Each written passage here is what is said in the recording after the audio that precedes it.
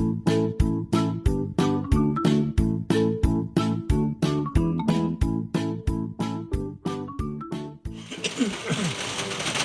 morning.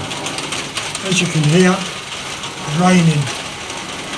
Anyway, someone's asked me about the Orion scope and its zero lock, and also how to adjust it for shooting 100 yards with the no limit mounts. Right, okay. First we go for, now this is set up, my rifle, or the scope is set up for 50 yards.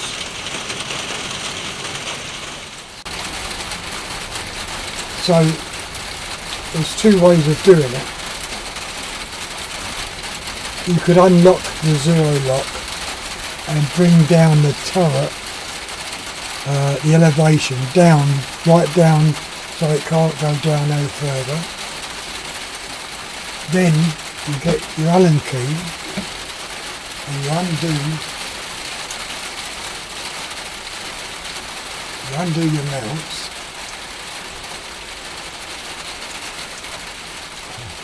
And I can find the bolt.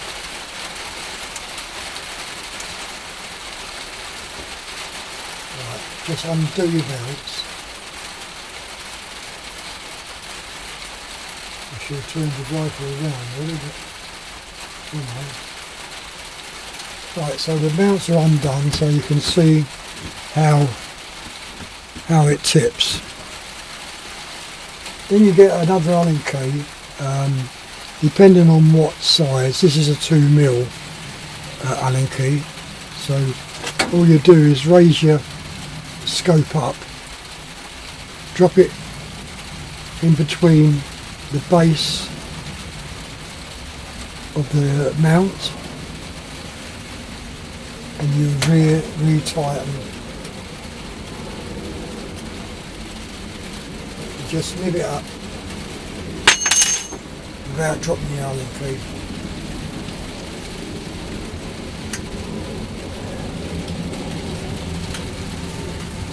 And you take your Allen key out. Now that's adjusted 2 mils. Just here. You can see the gap. And that's still slightly down. Right, so now you're good to shoot 100 yards plus. And all you have to do now is use your elevation and of course your windage to get on target. Now we're talking about a sub 12 rifle.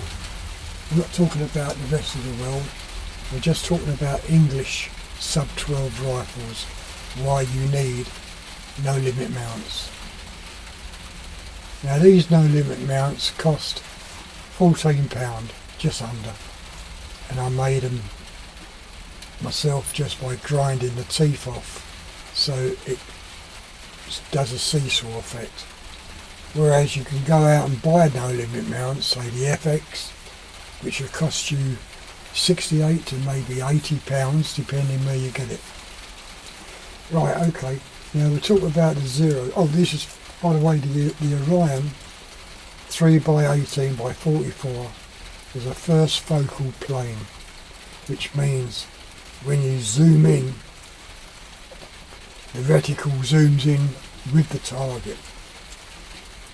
So your hold over and hold unders should be absolutely accurate. Whereas the second focal plane, only the target zooms in and not the reticle, which could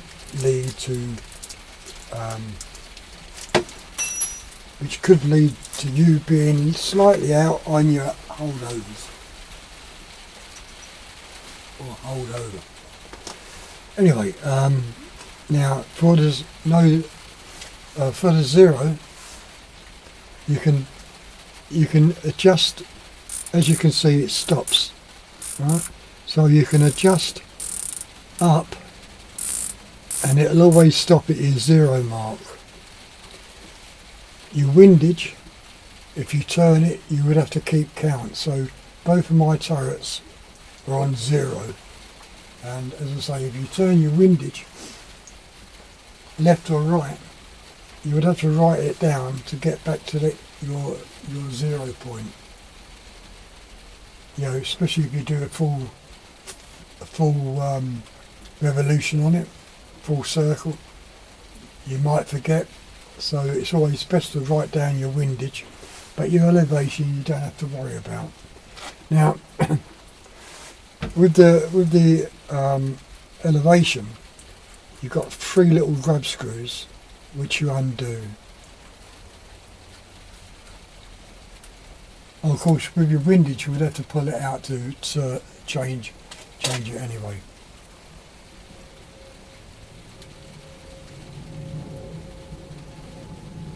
So you just undo them and pull the cap off. Now you've got a black washer here, and of course you can see your brass turret. I can turn that, but it'll always go back to its stop.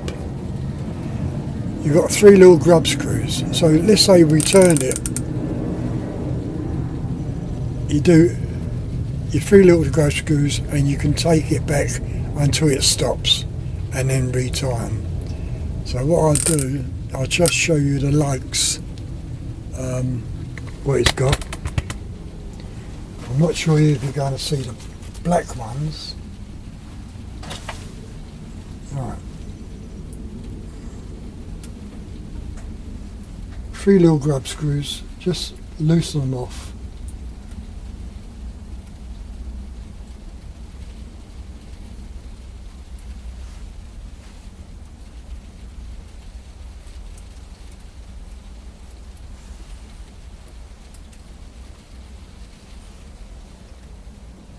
Now when you retighten, you don't want to do it too tight because you could strip the thread. Right, okay, so that's the grub screw. Now, I don't know whether it's going to see it, but on the base of that grub screw is a little lug, just there. See it? And that's your stop. Just about there. On your brass bit, the lug is there, see it? So all you're doing really is placing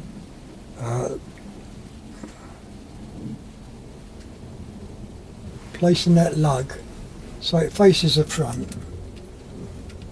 Put your washer on and just turn it round so it hits that lug. See?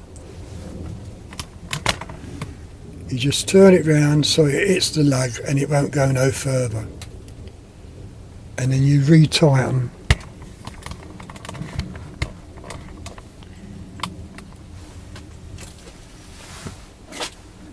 As I say, don't over tighten it. Just hold the black washer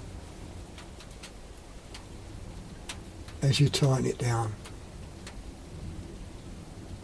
You'll feel it grip. Just put a little bit of tension on it.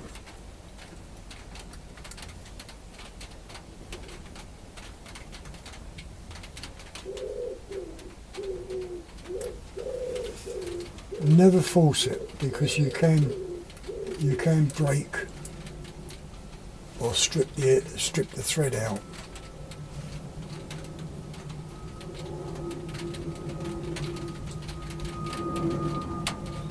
Same goes for your cap. Now with your cap you just find your 0, place it onto the 0 marker, press down,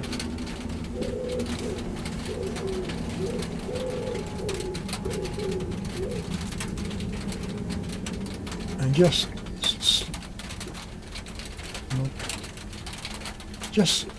nip it up, not tight, just enough. All 3.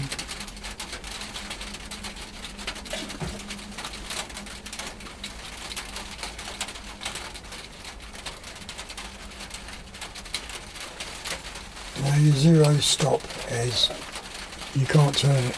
You can turn it up, but it'll stop on your zero mark. I don't know if you can see, but anyway, you can turn it up, but it'll always stop at your zero. And that's how easy it is. As I say, it's a first focal plane scope, which is one of the best, well, I would say first focal is the best you can get, because everything, as you zoom in, everything comes up plus the vertical, you know. Now I like this brand of Vector Optics. As you can see on the small one over there, I got the red dot on the PP800. I haven't sighted this in yet. This is the magnifier, and there's the red dot there. And of course, with the, if you want to take that down to its side, you can. You just press the button and bring it back. Yeah, the Vector Optics are very good scopes. I mean, everybody to their own. We all like our own sort of brands. Some like the Helix and some like Hawks. You know, so it's all down to preference, really. You just put these on keys back so I don't lose them. Yeah, well, you know, so that's how to do the zero stop and how to do the elevation for 100 yards plus shoot. Now, some people might disagree with me, but you know, that's their way of thinking. And of course, to go back to 50 yards, I just loosen that off. That drops down to zero, and just retighten.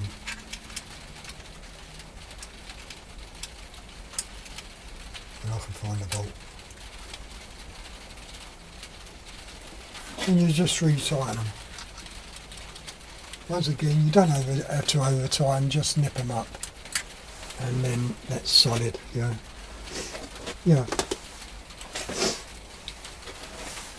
Yeah, as I say, I like the Vector Optics scopes. They're crystal clear, and of course now with this Orion being a first focal plane, the shooting is unbelievable. I think if you ever try one, you'll never go back to a second focal. But I want to get the red dot, the little PP800 scoped in and see how that is. What with my eyes, I mean, it might be no good, but they say red dots are quite good. Oh, and this is good. In the centre of the reticle, you can turn this knob here, which turns on a little red dot, so that's very good. But you'll only see the red dot when you magnify it, maybe just up to 8. Then you start seeing it, and then if you go full onto 18 or 15, the dot's quite large, but still in the middle of the target what you're aiming at. It's not that large, you know, it's only about, I don't know, I mean, but a lovely, what a beautiful scope. I mean, to buy one of these first focal planes with all what you see there can cost, well, the cheapest ones, I would say £400 or £500, going right up to £3,000. And when you think about what this has got, for £179. Now you can possibly get it for 158 or 159. The other scopes are no better. They might have a higher zoom range, but for clarity they're no better than what this is. It's gas filled, you know, so it never fog up on you. Yeah, one hell of a scope for the price. You can't beat it.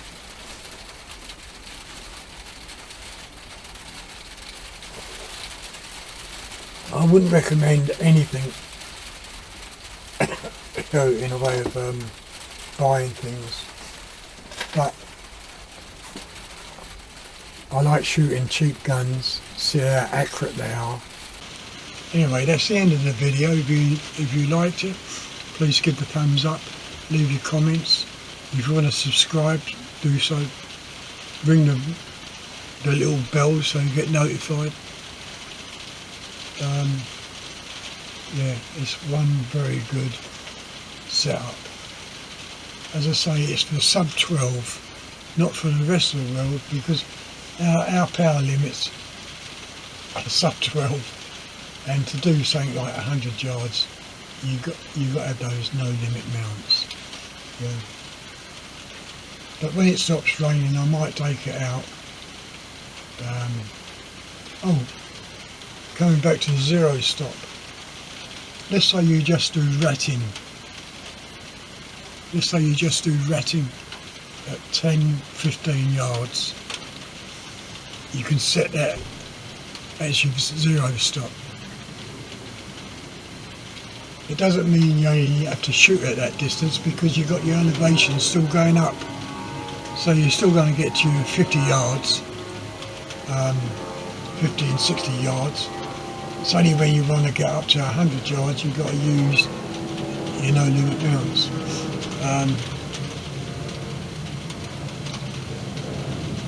Yeah, so the zero stop can be set.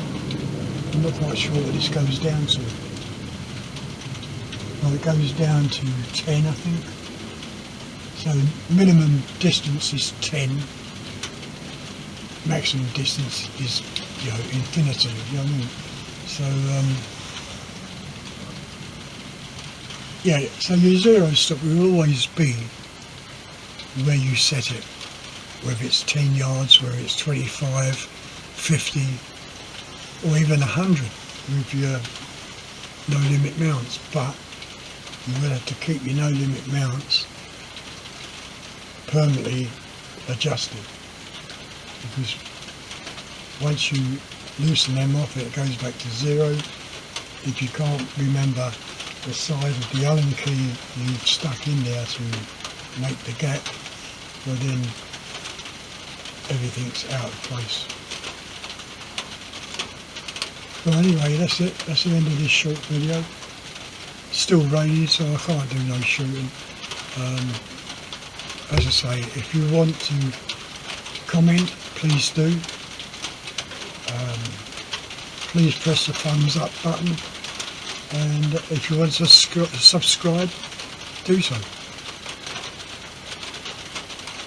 I'm just a bloke which likes converting things and shooting, so that's it. Okay, I'll see you later. Bye.